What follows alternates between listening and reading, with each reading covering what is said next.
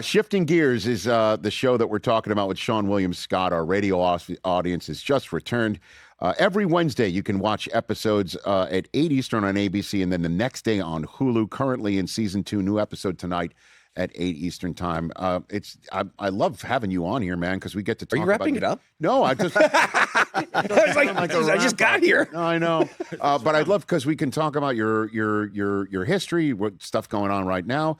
But we don't usually talk all that much sports. But so what are you watching these days? What do you got for me? Actually, before we get into sports, I have to tell you. So remember, I think it was the last time I saw you. Yes. We brought up the Christopher Walken birthday story, right? There's a video where he admits it. Like somebody sent me a video. So it was my story, my experience. And I think some people were like, okay, maybe it happened. Where he was messing with you that it was his birthday. That was the thing, is like, we're on the set of The Rundown. He's acting all sad, outside of his trailer. And I'm like, what's wrong, Christopher Walken? He's like, oh, that's my birthday. He tells this whole thing. And then he admits, he's like, it's a fake thing. I do this in every movie.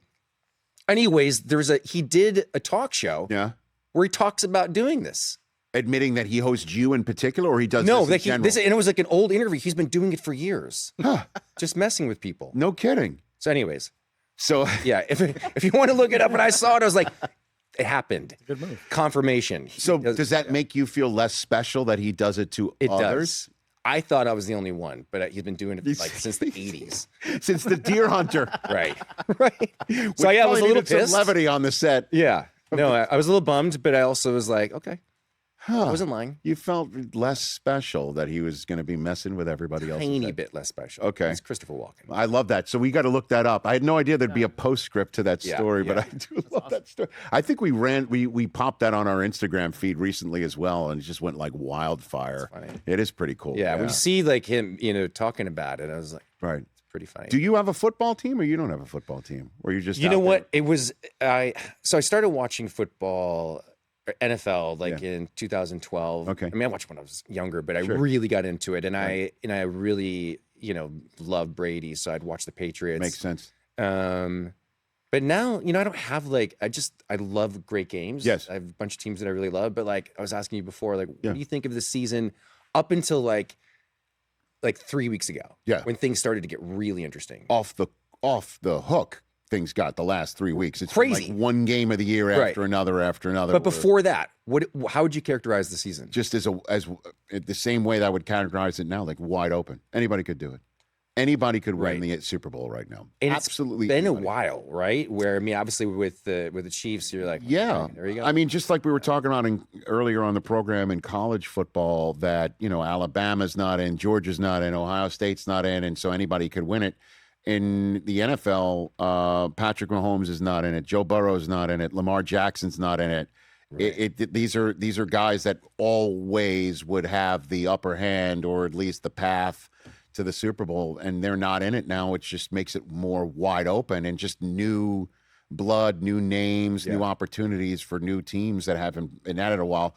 And of course, the Patriots are now one of those new teams, which is wild as well. Yeah, I saw a clip today. Where Drake May had one of the fastest runs, and it was for a block. Yeah. Right? I think he ran over 20 miles per hour. Which one was that? Chris, he blocked down the field for, was it Travion? Yeah, for Travion. Like yeah, it was a couple weeks ago. Yeah. See, he's pretty damn good, man. He's awesome. I know. Yeah. And it's great because the Patriots never really had anybody.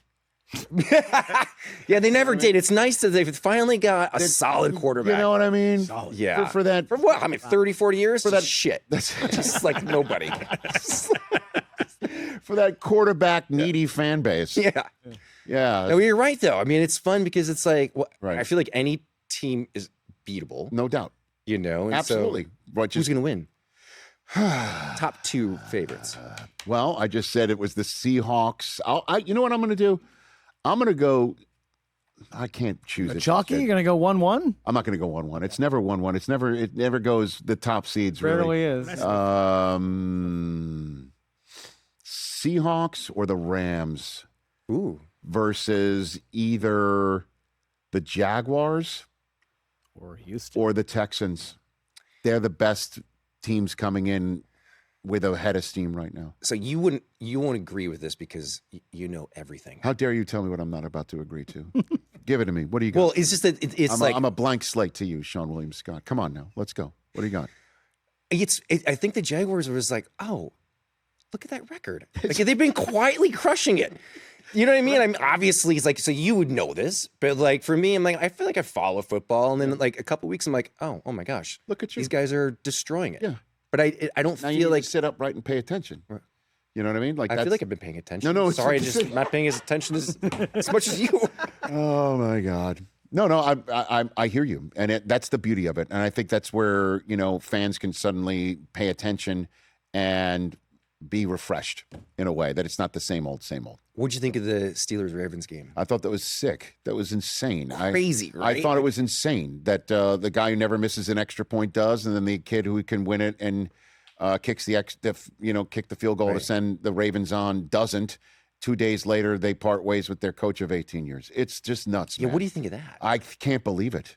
I think the whole I was thing shocked. I was stunned too. Yeah. And then, but a few weeks ago on a Thursday night, Rams are up 30-14 on the Seahawks, who come back and win in overtime on some crazy ass play that was on a 2-point conversion that they rule it a backwards pass after it wasn't. Right. That was insane. The Bears and the Packers then played a game on that Saturday night that needed an onside kick and a comeback, and then winning it in overtime on a walk-off after a fumbled snap for Green Bay. And then after that game, you got a Sunday night game between the Niners and the Bears that damn near has 100 points in the game. Right. And it's whoever has the ball last is going to win.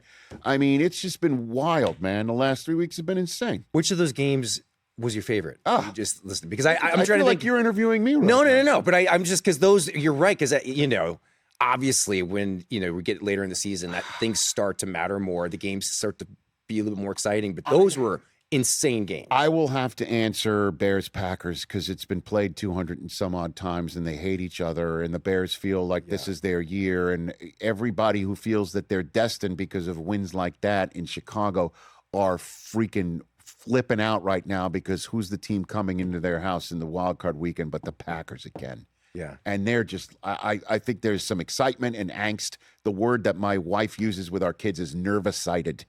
They're nervous and excited at the same time. She used that about your kids or about football? She says with our kids, like my kid, that it's okay to be nervous and excited about the same time about things. Nervous-sighted. Nervous-sighted. Use that with your 5-year-old. You're nervous-sighted. It's okay. It's okay to be nervous-sighted. Yeah. So are you nervous-sighted about that game? I'm nervous-sighted about every game right now. Because I can't figure it out, and it's my job to try and figure it out. Yeah. And I sit at home and I'm trying to figure stuff out, and I'm like, okay, this is my take. I've got it. And then 5 minutes later, it goes to crap. And I'm glad I didn't actually say it to anybody. That's the way I'm working it, watching these games right now. The Seattle Rams game too, though, was like insane. Describe that play though again, right? Like was it for the 2-point conversion? It was a 2-point conversion, and they go for it on a 2-point conversion and needed to tie the game. And Darnold flips it out to his left, and the pass doesn't even make it all the way to his intended receiver, and it's batted down, and the intended receiver decides to just pick the ball up as it's lying down on the ground after everybody thinks it's incomplete. Hold on a minute. New York City buzzes in and says, that's a backwards pass, even though it never made it all the way to the running back. And because he was clearly the one to receive the ball, to grab the ball off the ground, it's 2 points. I've never seen anything like that my entire life. Weird. It was. Yeah. So, Seann William Scott here on the Rich Eisen Show, just chopping it up, talking ball. You're welcome. Thank you. By the way, normally I'm supposed to say thank you before that. I want to talk about a scene of yours from your filmography that keeps popping up in my Instagram algorithm. It's the old school moment where the dart goes into the neck of Will Ferrell. Can you walk me through the day you shot that scene, what that was like for you? Because that is so damn funny. You're in a mullet. You're in a mullet. You look crazy to begin with. That was so fun. Honestly, like I remember because I worked with Todd Phillips on Road Trip, and so when he told me about Old School, he's like, "Read this script." He's like, "I got this great role for Will Ferrell. That's he's already big. He's gonna explode after this." And I remember reading the script. It was so funny. But there was this petting zoo owner guy, and like, and I You're was like the original Tiger King. Yeah. You know what I mean? Well, the look came from like I have an older brother who looks like that, or he did. Yes. He had like Tina Turner hair. And I talked to the director. I'm like, "Can I do this? Is this weird?" And he's like, "No, go for it." It was your idea for the head? That look, Okay, yeah. And I okay. remember I went there and they gave me like the wig and like the cutoff shirt and all this stuff. And when I showed up, they'd already been filming the movie for a while. Yeah. And I remember, like, I think it was Vince was there, and a couple of Vince Vaughn, Yeah. like these huge movie stars. And I don't think they were at first into the look. Okay. They were like, "This isn't Joe Dirt," That's right. And I was like, we've been filming old school. Like, what are you doing? Yeah. But then my whole idea was like, he's got to be the petting zoo owner who hates the animals, who's been waiting for them to screw up so he can yank on their leash or just whatever. Like, he hates his job. He hates the animals, probably hates kids. And so I remember there was one take where like I talked to the little miniature donkey or whatever, and I yanked on his thing. He's like, "Rrr." I go, "Shut up." And like the animal person came over afterwards and was like, "You can't do that." I'm like, "I just did." So I didn't say that, but I was thinking it. Right. Okay. But anyway, so when we were shooting the scene, like we didn't know that the director was going to slow down the vocals. Okay. Which obviously made it a million times funnier. But it was still funny because like with Will, like he would add the line, even when he said it normally, he's like, "Sorry." He's like, "You're crazy. I like you, but you're crazy." And then when he walks away, he's like, "I'm so tired." But like when I watched it and they slowed it down, I was like, this is the funniest thing. But then the other thing too that I remember, it's not as funny, but when I pull him out later, I pull him out of the water and I give him mouth to mouth. Like the first take, I did it, and Will's like, he's like, what are you doing?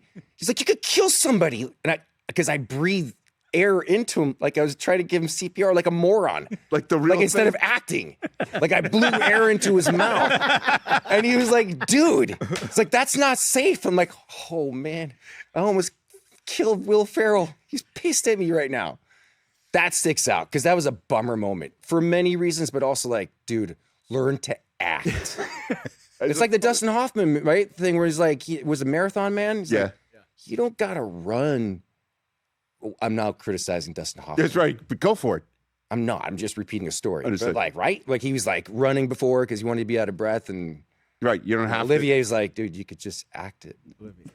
That was my just act. Like I don't have to really give. You turned Will Ferrell into Laurence Olivier. I love that. But my favorite decision, I guess it is, that you would make it for your character in that scene, unless it was scripted, was that you have been waiting your entire life to see somebody dart themselves in the neck with one of these darts. The greatest moment in his life. That was a great moment. And like it wasn't like you were concerned for his welfare. Yeah. You had your moment made to watch him get started in his own. Yeah, that for me, exactly. It was like, I hate this job. I hate these animals.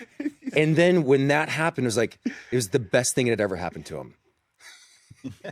He's like, wait. It's so funny, man. This scene is so, and so this you're going for your brother here, is what you're saying. Yeah, my oldest brother. Fantastic. I'm so glad I asked you about this because it keeps popping up, and I'm like, I got to ask Seann when he comes in here, and so I just did. And Thank you. I love that movie. I forget that I'm in the movie. I love that movie you really? so much. Yeah, and then I'm like, oh yeah, I was in that. Yeah. You don't get that in anything else that you do you? You've been in some classics, man. You've been some absolute classics. Thanks. That one is like, I feel like old school is,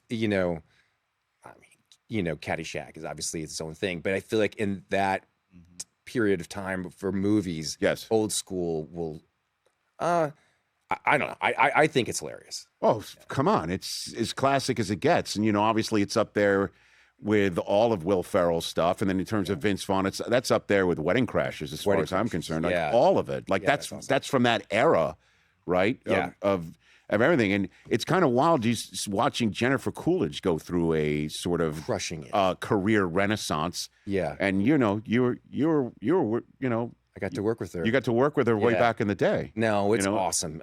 Actually I think we were trying to get her for Shifting Gears because Kat Dennings had worked with her on her show. And of course, I worked with her, and they were like, she's a little busy.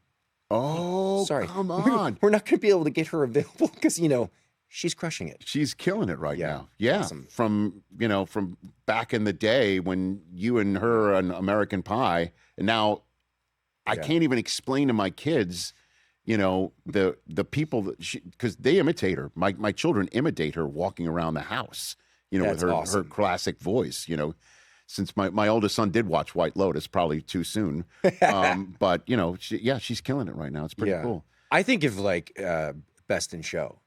Her character, her performance in that is just for sure. It's probably one of my favorites. Well, I would have been cool to get maybe a season three. You never know. You never know. Never know.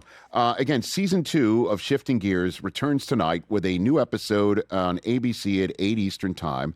Every single Wednesday, you can catch an episode available the next day on Hulu. It's always great to have you here, sir. Thank you. Thanks Great for to coming see you. down here. Thanks I know for that having you work your ass off doing shows like this. I'm doing jack shit right now.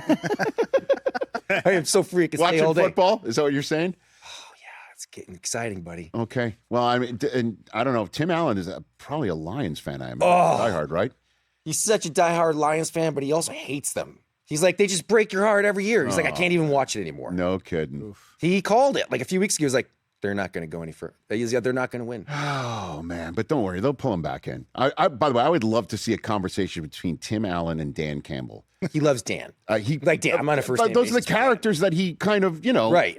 Yeah. He's like, he owns it. He owns up to it, but he's like, but there was a lot of injuries in that team. But like tons. I made the mistake sometimes when I see Tim, I'm like, did you watch the game? He's like, shut up. Oh, okay. So then the answer is yes. Yeah, exactly. Yeah. I love it.